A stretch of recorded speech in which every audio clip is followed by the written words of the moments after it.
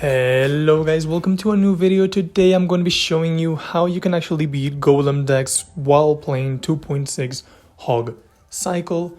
The three decks we're going to be playing against are different variants of Golem. However, for some reason I think they all have very similar cards, such as I think two of them have Tornado, I think two of them have Elixir Pump, a couple of them have Evolved Knight, and yeah, so let's just jump straight into it.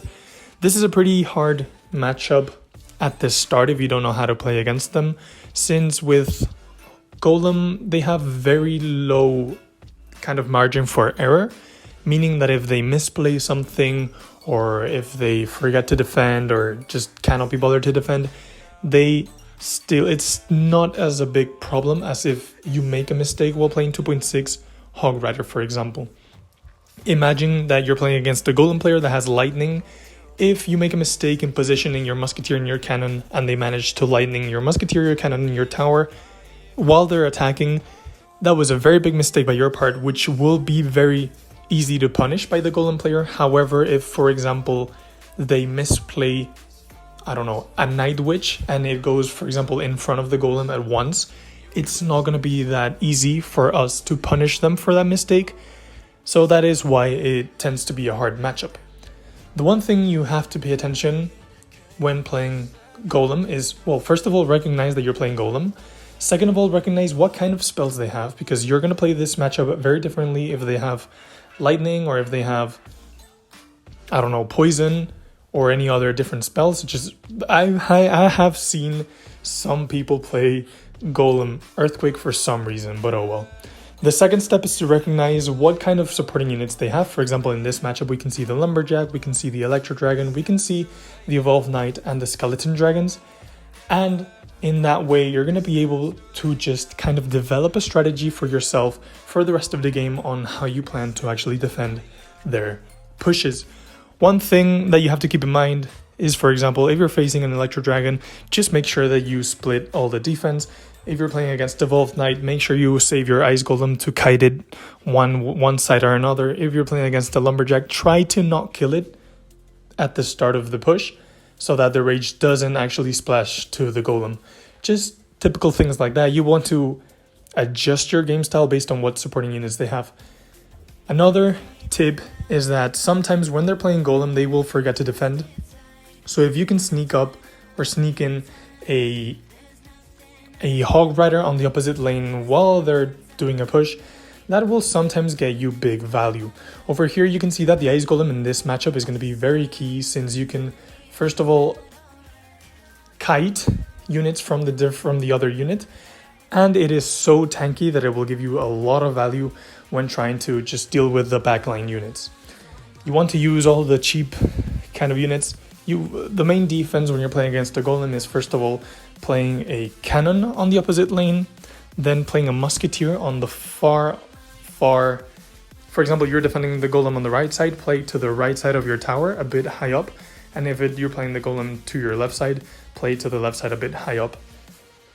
And then what you want to do is just use either spells if their units are very close, use Ice Golems and spam just all your small cards to just delay their cards and buy time for your cannon, for your Musketeer, and for your towers to not only kill the Golem but to kill everything that's behind the Golem.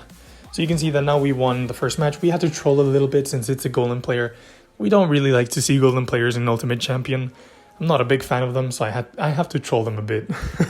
That is because I get tired of them. So here we play Hog Rider first play, and of course Golem player.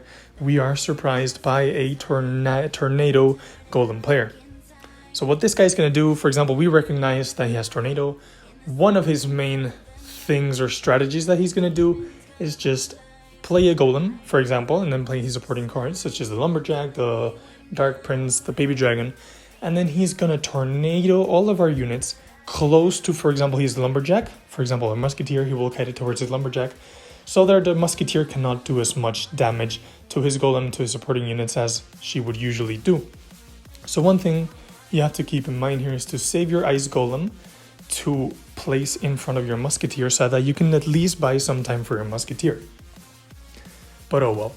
You can see that he's going to pump one of the bad things about them having pump in this kind of decks is that for us Hog Rider players, whenever they activate the central tower, it's very difficult to actually get decent damage a lot of the time. So you're gonna have to be having to spend a lot more elixir to have a bigger push. For example, the push that we just did there, having a musketeer, having an ice golem, and an ice spirit, we actually did manage to do a lot of damage. But one thing that is super important against golem players is that you have to always remember that you have to have enough elixir to then defend their golem push. So it is crucial that you do not overspend when attacking or when defending. I think it's more lenient when you're defending, you can overspend, but when you're attacking, please do not ever overspend. Just, if you want, just wait it out.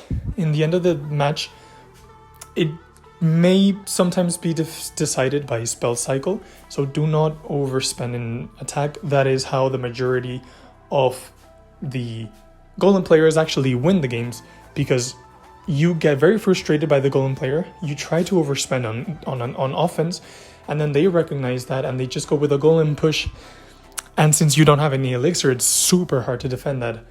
So as you can see here, it's just a bit repetitive. These games can get very frustrating since they're extremely repetitive.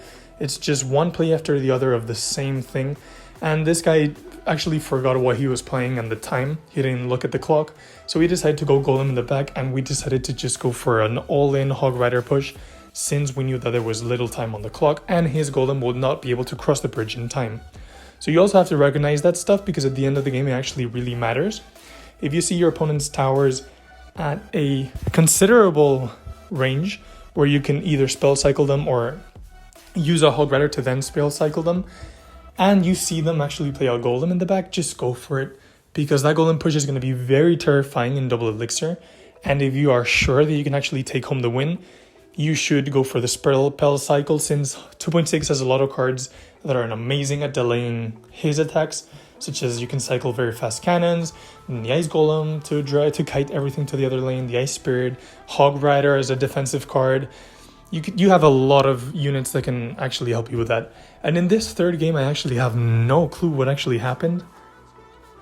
He decided to just let go our Hog Rider while having a tornado in his hand.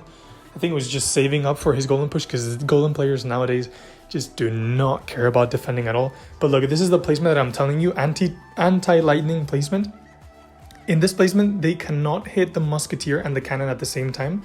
So they will have to decide to go for either one or the other, which will first of all make their lightning very expensive and will save you will actually make your defense and your whole life a lot easier, just learning that placement and getting it to work. You have to place the cannon first, and then the musketeer when you are sure that she will not move, and that she will, for example, when the golem has already crossed the bridge, or when it is in target of the musketeer. So that will save you a lot of headache against not only golem players, but any kind of deck that has lightning in it. For example, imagine Goblin Giant Sparky Lightning deck. That placement is also key. I think that is one of the best placements for 2.6 Hog Rider players to actually learn. Cannon on the opposite side, and then musketeer on that specific tile. Here, after we recognize that he doesn't have lightning, we are able and free to play our musketeer as we wish, player in the back and stuff, and then using fireballs if we see that all his cards are very close together, using more cannons to drag everything away, ice golem just to tank for everything, and then just keep cycling and spamming our cards, another fireball, and then just use our cards to stop his evolved Mega Knight. Now you can see that we're clearly winning. I think we can just do 2 fireballs and 1 log to actually take that tower down. And since there's 20 seconds left, this guy also plays a golem in the back, meaning one thing, that he's already lost, because he cannot defend this. And even if he actually logs tornadoes, we got the log to his tower, so now we just need 1 more fireball, and his golem will not be able to cross the bridge. Instead, we decide to go for a Hog Rider, and we taunt him. So yeah, thank you for watching. I hope you enjoyed this video. Please leave a like, comment, and subscribe. See you in the next one.